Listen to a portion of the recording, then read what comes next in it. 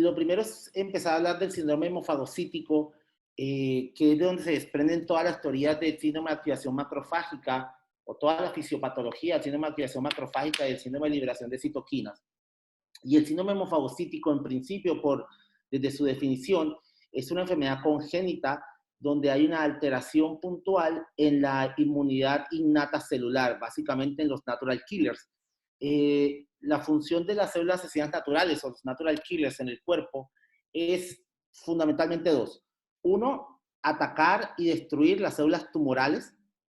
Y dos, atacar y destruir las células que están infectadas por microorganismos intracelulares que en principio no son capaces de ser eliminadas del cuerpo por la inmunidad humoral.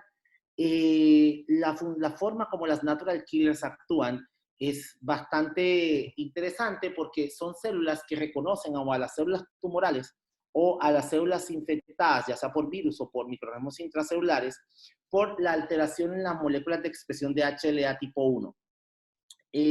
Los natural killers tienen un correceptor del HLA tipo 1 y al reconocerlo, se unen a la célula, como lo vemos en esta gráfica. Esto es una célula natural killer, una célula citotóxica, y esta es la célula que se va la célula diana, que se va a destruir, y el natural killer se pega a la célula membrana a membrana, la perfora y disemina dentro de la célula diana una serie de enzimas que la destruyen, activan la vía de las caspasas y hacen que esa célula entre en apoptosis, y así es como destruyen las células. ¿Qué pasa en el síndrome hemofagocítico? En el síndrome hemofagocítico primario, lo que sucede es que hay una alteración, ya sea de esta molécula, que es la P que ven aquí, que se llama perforina, que su función es perforar la membrana de la célula diana, o de la granzima, que es esta G que ven acá. La granzima es la enzima que activa la vía de las caspasas en la célula diana. La vía desde la construcción del gránulo de perforina y granzima hasta su unión a la capa interna de la membrana del natural killer, sea por sintaxina 11 o por MUC 18.2, hacen que esta unión, el rolado y la fusión se vean alterados en los 11 tipos distintos que hay de síndrome hemofagocítico por mutaciones homocigotas. Al no tener la capacidad de destruir la célula huésped, lo que termina pasando es que la natural killers envía una serie de señales a las otras células del sistema inmune primario, como los macrófagos, básicamente interferón gamma, que activa los macrófagos, y los macrófagos liberan una cantidad de citoquinas inflamatorias como factor de necrosis tumoral alfa, interleuquina 1 beta, 6, 12, 16 y 18, lo que retroalimenta aún más al mismo macrófago, aumentando la producción de interferón gamma, y estos macrófagos hiperactivos, en señal, yo le llamo en señal de desespero, terminan fagocitando todo lo que encuentran en el sitio donde las natural killers iniciaron la señalización de incapacidad para poder destruir las células dianas. Y eso es lo que sucede en el síndrome hemofagocítico, y se llama síndrome hemofagocítico porque la hiperactivación de los macrófagos en todos los tejidos hace que estos macrófagos hiperactivos fagociten plaquetas, glóbulos rojos, leucocitos, infiltran el miocardio, infiltran el hígado, el vaso, los riñones, e incluso pueden llevar a la muerte. Es un síndrome bastante catastrófico y en general lo vemos en los primeros 2 años de vida porque son mutaciones homocigotas severas. La única posibilidad de curación de los síndromes hemofagocíticos primarios es el trasplante de médula ósea.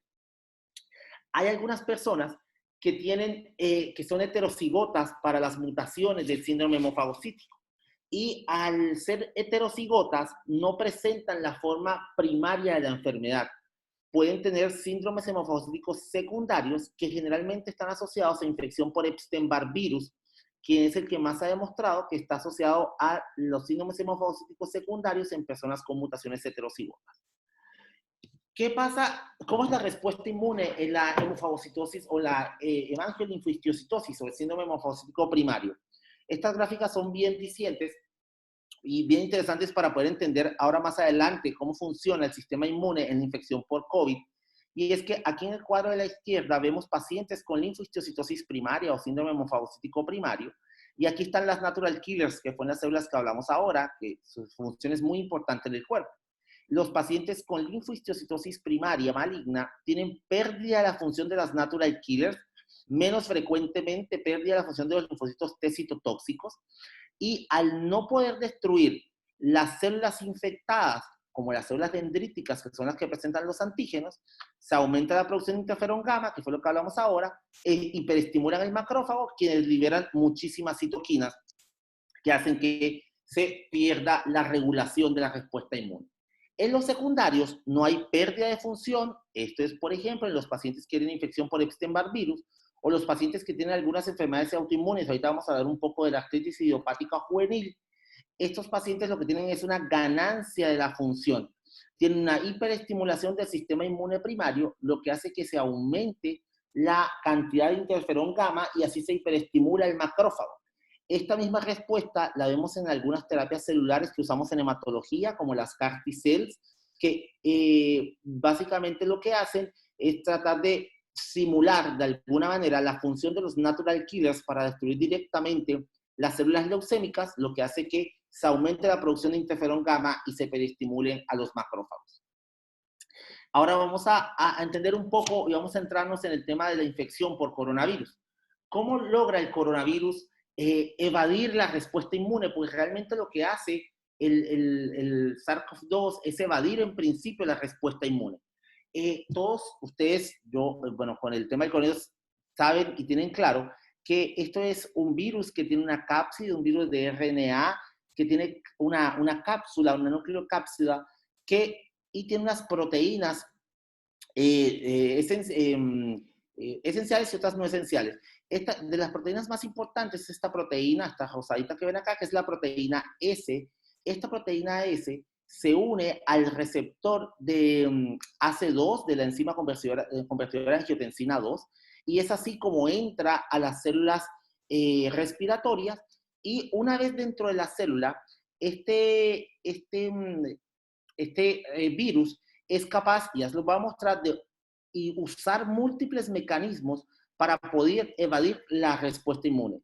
Es importante que tengamos claro el receptor de la enzima convertidora de angiotensina 2, porque también existe otra teoría que ha salido en algunas publicaciones de la hipoxemia secundaria a coronavirus, que no tiene que ver con el daño pulmonar, sino con la lesión del glóbulo rojo, que es lo que lleva a la muerte del paciente.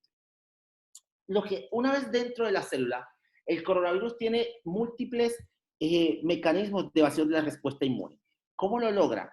La forma normal como el cuerpo reconoce o estimula a las células natural killers para poder eliminar las células infectadas es produciendo básicamente interferón, o el grupo de los interferones 1, que es interferón 1 alfa y beta, y eso se logra básicamente por el reconocimiento de patrones moleculares asociados a daño.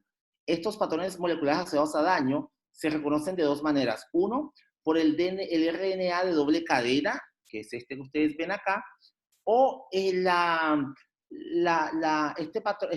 DNA de doble cadena, en el coronavirus particularmente, no estimula la respuesta inmune o bloquea la respuesta inmune porque el coronavirus tiene una nucleocápside. Al tener nucleocápside, estas proteínas reconocedoras de patrones de daño, que son las RPRs, que básicamente son dos, que es la proteína asociada a la diferenciación del melanoma 5, que es esta MDA5, o la proteína del gen 1 inducido por ácido retinoico, que es el RIC1, esta que ven acá, no son capaces de reconocer el RNA viral de doble cadena. Al no reconocerlo, no son capaces de estimular a las vías de señalización viral mitocondrial, esta MAP1, las cuales su función básicamente es fosforilar a el factor nuclear NF-κB, el cual se traslocaría al núcleo, y al traslocarse al núcleo, estimula la producción de interferón tipo 1 alfa o beta. Las proteínas estructurales y las no estructurales del COVID-19, del SARS-CoV-2, la nucleocápside protege acá, pero además la proteína no estructural 3B juega un rol fundamental, el ORF3B, en el bloqueo de la respuesta inmune. ¿De qué manera? Uno, al bloquear el MAT5 o el MDA5 y el RIC1, no permitiendo que se unan al MABS, a la vía de señalización de reconocimiento de virus mitocondrial, y de esa manera no se fosforila NF-κB, y al no fosforilarlo, no se puede estimular la producción de interferón gamma. Pero además, bloquean estos dos factores, IRF3 y IRF7, que son los más importantes para que fosforilarse, para poder mover el nucleosoma, para que se pueda expresar el gen de interferón tipo 1. De esta manera, el coronavirus lo que hace es enlentecer la respuesta inmune innata, evitando que las células natural killers hagan la apoptosis de las células infectadas y permitir de esa manera que el virus sea capaz de replicarse rápidamente, y esto tiene que ver con la patogénesis de la enfermedad, como se ha escrito en muchos artículos, que en los primeros días de infección lo que hay es una alta o una carga viral o una viremia muy alta, y es debido a que la respuesta inmune no es capaz de controlar esa viremia. Una vez el factor, el interferón tipo 1 debe estimular a su receptor, el receptor de interferón tipo 1 alfa y beta, el cual estimula la vía de señalización STAT1, STAT2 y la JAK quinasa. Esa estimulación lo que hace es que se liberen los patrones de interleuquinas o de secuencias de interleuquinas. La ORF3B, miren la otra vez acá, bloquea la fosforilación de STAT1 y STAT2, lo que evita que se libere o que se exprese este gen, y se disminuye en principio, en los primeros días de infección, la liberación de citoquinas por parte de las células de respuesta inmune innata. Si uno ve esto, entiende un poco por qué el virus se vuelve bastante peligroso, porque en la primera fase, cuando están asintomáticos los pacientes, que son los primeros 7 días de enfermedad, es cuando más carga viral tiene, porque no hay forma de controlarla, y cuando más posibilidades de contagio a otras personas tienen los pacientes infectados. ¿Cómo es la respuesta inmune en COVID en relación a lo que vimos con el síndrome hemofagocítico? Es el mismo cuadro con pérdida o ganancia de la función, y lo que vemos en la gráfica de la izquierda es que un paciente infectado con COVID-19 lo que hace, aquí es un error de la gráfica, no es interferón gamma, sino interferón 1 alfa o beta, lo que hace es que disminuye la producción de interferón 1 alfa o beta, disminuye la cantidad de linfocitos T citotóxicos, y al disminuir esta respuesta pasa muy similar a lo que pasa en el síndrome hemofagocítico primario, cuando las natural killer, las células T citotóxicas, no son capaces de destruir la célula. Entonces se aumenta la producción de interferón gamma de manera, digamos, de respuesta a la poca respuesta celular innata, lo que activaría el macrófago y aumentaría la liberación de citoquinas, que vamos a ver más adelante, que termina siendo un problema grande en los pacientes que logran hacer o que hacen SDRA y que tienen un curso más crítico de la enfermedad. Entonces, en principio, la infección por coronavirus se comporta como una pérdida de función de los pacientes, del sistema innato inmune. Luego que pasan los primeros 7 días de carga viral alta, viene una fase intermedia entre el día 7 y el día 10, y después del día 10 es cuando empiezan a ver las complicaciones de los pacientes, que empiezan con dificultad respiratoria, SDRA, y donde aquí se ha acuñado mucho el tema de que hacen un síndrome hemofagocítico, de que hacen un síndrome de activación macrofágica o una liberación de citoquinas, y por ello fallecen. Toca tener claro cuál es la definición de cada uno, y el problema del síndrome hemofagocítico o el síndrome de activación macrofágica, ahorita vamos a ver la diferencia, es que tiene criterios que se solapan mucho con la sepsis o con los síndromes de respuesta inflamatoria sistémica. Los dos dan fiebre, los dos pueden dar citopenias, y en un paciente crítico en terapia intensiva a veces resulta bastante difícil saber qué paciente tiene una hemofagocitosis y qué paciente tiene comportamiento de un CIRS. Y si uno revisa los criterios diagnósticos propuestos por el grupo de hemofagocitosis o linfohistiocytosis del 2004, los HLH 2004, tenemos fiebre, esplenomegalia, que no la vemos en infección por coronavirus, citopenia, que se puede ver en coronavirus, aunque generalmente no está marcada, al menos 2 líneas, hemoglobina menos de 9, plaquetas menos de 100.000 y neutrófilos menos de 1000. triglicéridos elevados mayores de 275 o hipofibrinogénemia, ferritina mayor a 500, CD25 soluble mayor a 2.400 unidades por mililitro, y hemofagocitosis ya sea en médula ósea, en vaso o en ganglios, y que uno pueda medir la actividad de los natural killers midiendo perforinas y granzimas por citometría de flujo. Debe tener al menos 5 de estos criterios: 1, 2, 3, 4, 5, 6, 7, 8. 5 de 8 criterios debe tener para poder hacer el diagnóstico de síndrome hemofagocítico. Es importante recordarles que si no se ve hemofagocitosis en la médula ósea, que es donde normalmente la buscamos, no descarta el síndrome hemofagocítico. O sea, yo puedo completar los criterios con estos de acá arriba y no ver hemofagocitosis en la médula ósea y aún así tengo síndrome hemofagocítico. Y otra cosa importante es que a pesar de que este valor de ferritina no es tan alto, 500, muchos pacientes que están inflamados, que están en SDRA, que tienen infección, una coinfección bacteriana, elevan la ferritina, porque recuerden que la ferritina es un reactante de fase aguda. Y la interleuquina 6, de la que vamos a hablar más adelante, una de sus funciones más importantes es estimular todos los reactantes de fase aguda en el hepatocito. Y el hierro es una molécula fundamental para el crecimiento y la replicación bacteriana y viral, porque el hierro hace que la mitocondria pueda trabajar y produzca energía. Y lo que hace el cuerpo es aumentar la ferritina, la cual va a secuestrar el hierro, se va a cambiar las unidades H, porque la ferritina tiene 2 unidades L y H. Al voltear las unidades H, nadie puede utilizar el hierro, ni las células normales, ni las células infectadas, ni las bacterias. Por eso los síndromes de inflamación, cualquiera que sea, produce hiperferritinemia. Las ferritinas mayores a 10.000 tienen una sensibilidad y una especificidad mayor al 90 y al 93% para síndrome hemofagocítico. Es lo que vemos en los hemofagocíticos primarios y es muy diferente de lo que estamos viendo en los pacientes con infección por coronavirus. Vemos ferritinas altas, pero en general no superan 2.000, 2.500 microgramos por litro, las cuales no son tan sugestivas de un hemofagocítico, ya sea primario o secundario. Entonces, si revisamos esto, realmente los pacientes con coronavirus, a pesar de que están muy malos o muy graves, no completan criterios para decir que tienen un síndrome hemofagocítico secundario.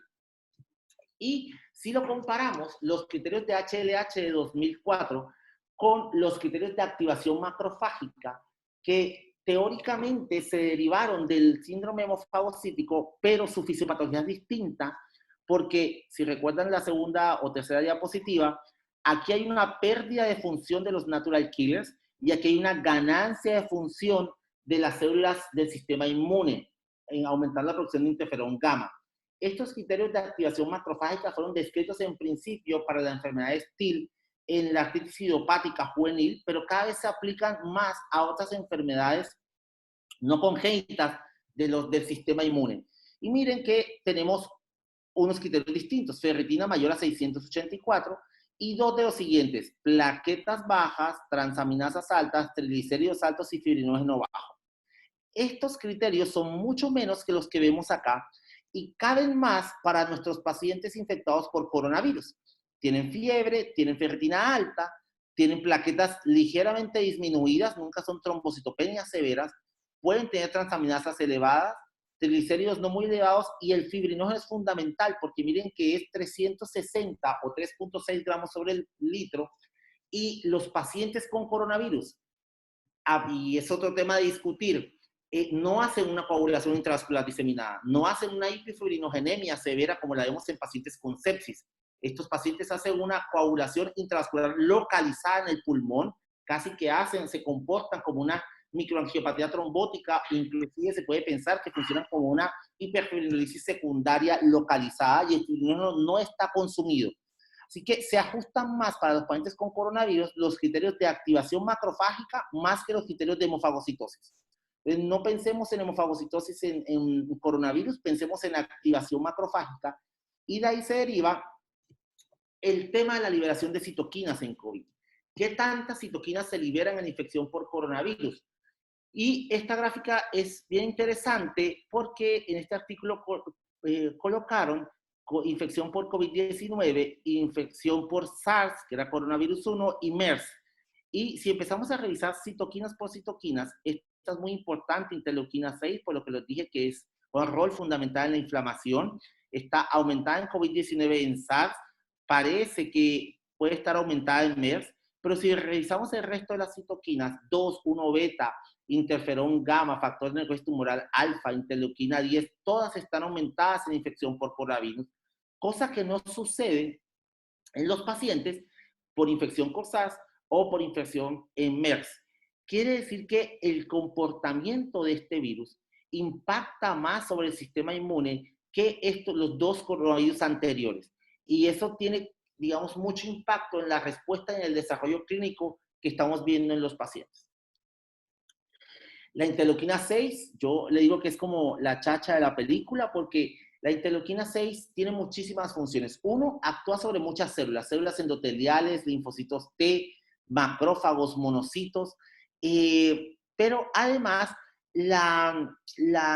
tiene la capacidad de hacer proliferar a los linfocitos B para que puedan producir más interleuquinas, aumenta la capacidad citotóxica de los linfocitos T, en los hepatocitos aumenta la codificación de los genes que producen reactantes de fase aguda, y esta interleuquina 6 además es capaz de diferenciar células de la línea mieloide, neutrófilos, basófilos y eosinófilos.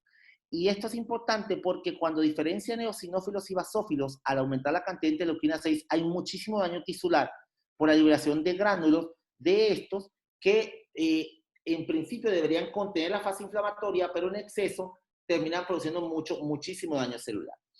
Y aquí es importante para poder entender también una posible terapia para los pacientes en infección por coronavirus, que la interleuquina 6 tiene un receptor que es el receptor de interleuquina 6, pero además tiene un correceptor que es el GP130, y hay varias formas como interactúa la interleuquina 6 con el receptor y con el correceptor, que puede ser importante o es importante para intentar entender la terapéutica posible.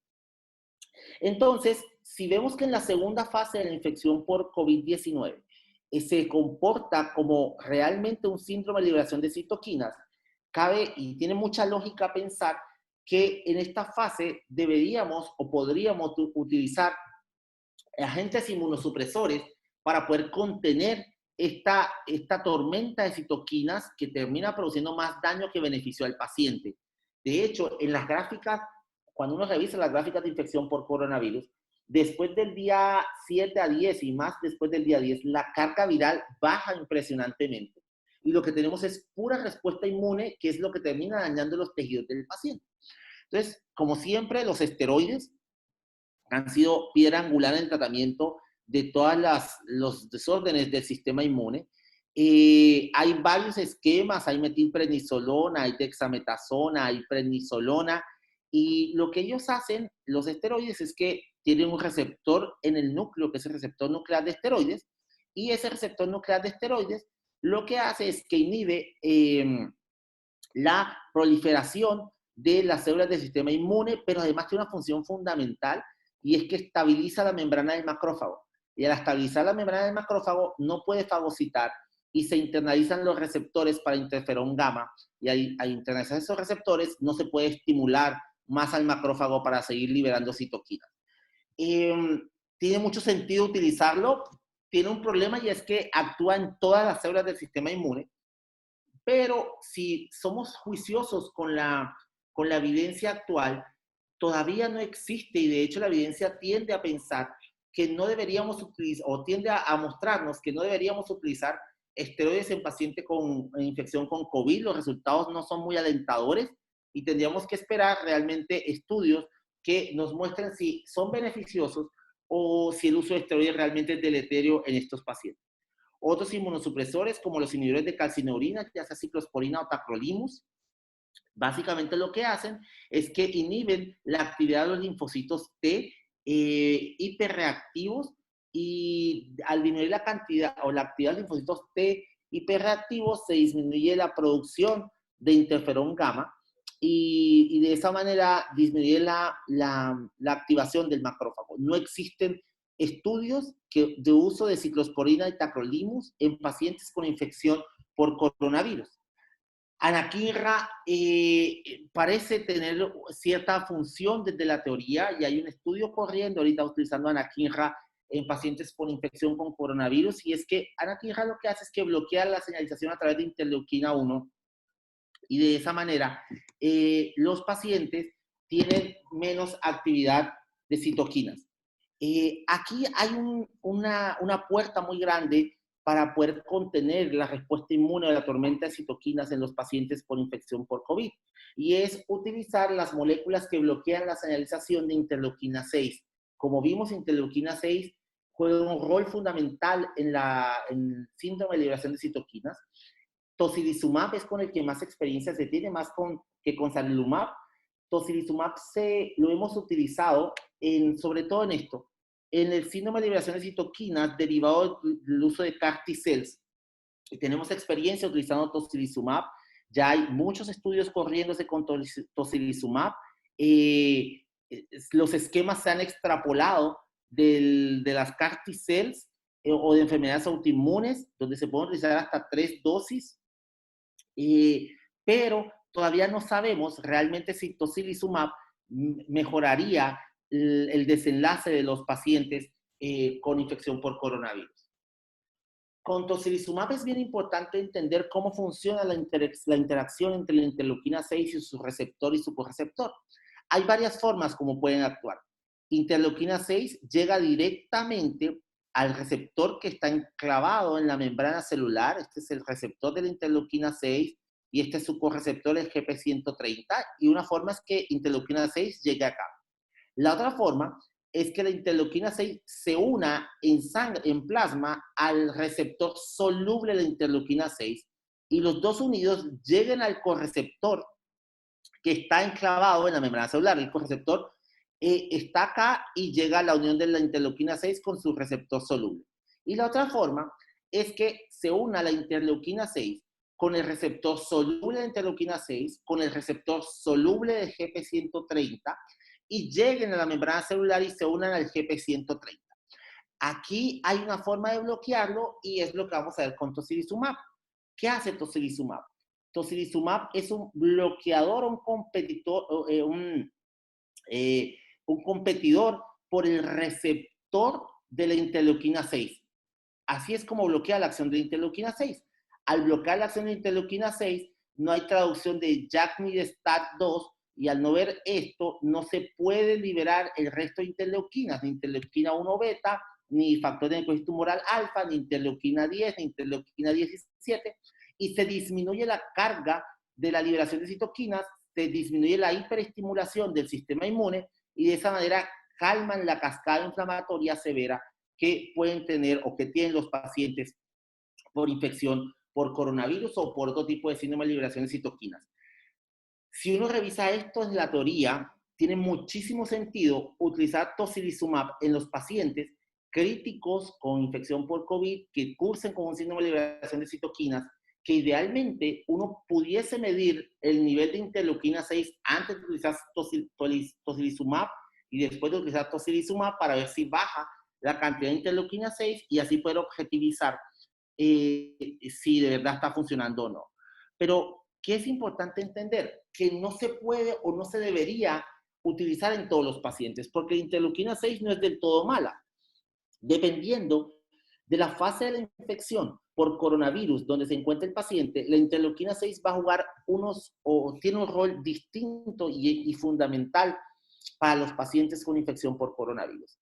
En la fase inicial de la infección, donde la infección está contenida al pulmón, interleuquina 6 tiene una función muy importante para estimular la fagocitosis mediada por macrófagos. ¿Se acuerdan que los natural killers no son capaces de eliminar a las células infectadas por el virus?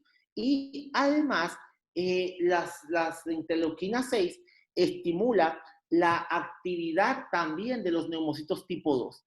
Entonces, si yo bloqueo interleuquina 6 en la fase inicial de la enfermedad, ya está relacionado con aumento de la mortalidad, porque voy a tener en principio cargas virales mucho más altas, mayor probabilidad de diseminar la enfermedad, pero además mayor probabilidad de compromiso sistémico, disminuye la actividad fagocitaria de los macrófagos, al bloquear la actividad sobre el neumocito tipo 2, aumento el riesgo de fibrosis pulmonar y disminuye la capacidad sanadora de ese alveolo y del pulmón. Entonces, ojo, porque en principio no deberíamos utilizar tocilizumab, sobre todo en la fase inicial de la infección por COVID-19.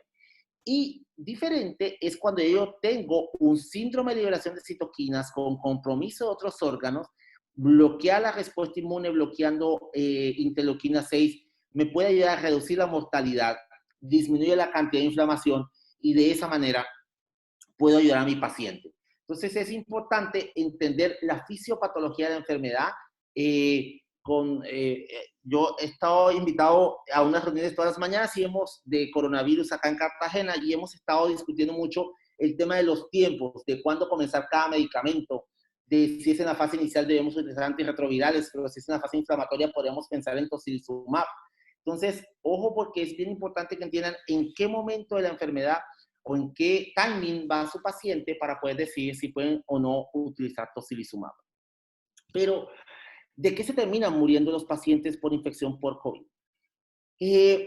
Básicamente, si hacen SDRA, eso es clarísimo, pero su desenlace fatal, yo siempre he creído que todos los pacientes que están en terapia intensiva y están en choque séptico severo o están en sepsis severa o en disfunción orgánica múltiple, su causa final de muerte termina siendo una causa hematológica y generalmente es una coagulación intravascular diseminada o una microangiopatía trombótica.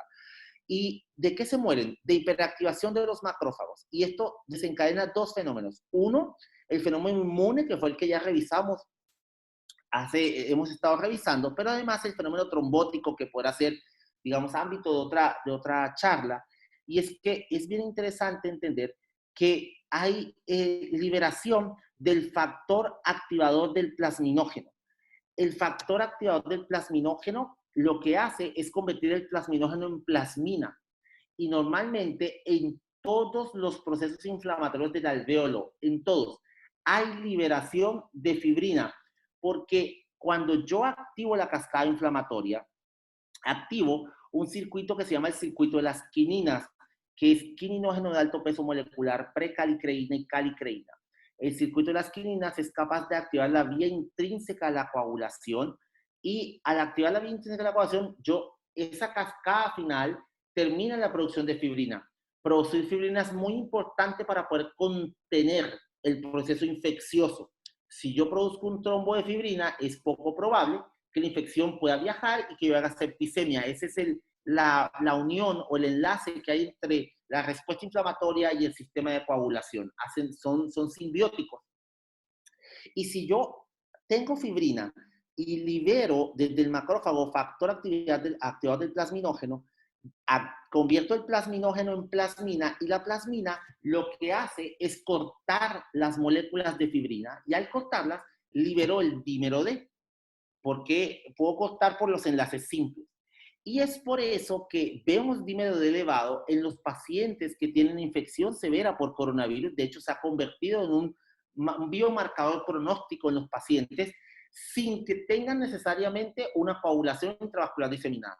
Porque por definición, para tener 6D, yo debo tener dímero D elevado, fibrinógeno consumido y trombocitopenia. Y las dos últimas en general no las vemos en infección por COVID. Y entonces el dímero D solo está elevado por la hiperactividad fibrinolítica que vemos dentro del alveolo. Para terminar un poco les mencionaba que era culpa o estaban otras teorías también del sistema inmune, del sistema hematológico respecto a que los pacientes no hacían SDRA, sino que lo que tenían era un trastorno de oxigenación no primario del pulmón, sino derivado de los trastornos en la hemoglobina. Y se publicó este artículo donde se intentó demostrar que la infección por coronavirus o COVID-19 ataca directamente a la cadena beta de globina y se une al anillo de porfirina y desplaza el hierro, y entonces al desplazar el hierro el oxígeno no puede entrar, y al no entrar el oxígeno, entonces el paciente lo que hace es una hipoxemia severa, como si tuviera una metahemoglobinemia. Este artículo, cuando uno lo revisa muy juiciosamente, no, efectivamente no es una evidencia científica contundente por varias razones. Uno, porque es un modelo de simulación proteómica. Esto no es realmente un modelo de corroboración in vitro y mucho menos in vivo. Lo que hicieron en este trabajo, o lo que parece el trabajo realmente, es que corrieron las secuencias de proteínas, de las proteínas no estructurales del virus y de las estructurales también, pero se enfocaron más en las no estructurales y corrieron además la secuencia proteica del anillo de porfirina.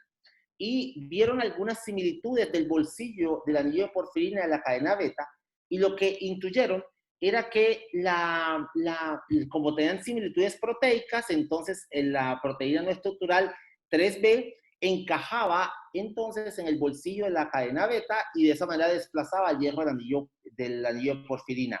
Es una apreciación teórica que no tiene mucho sustento en la práctica por varias razones. Uno, el eritrocito no tiene receptores de AC2, de enzima convertidora de angiotensina 2.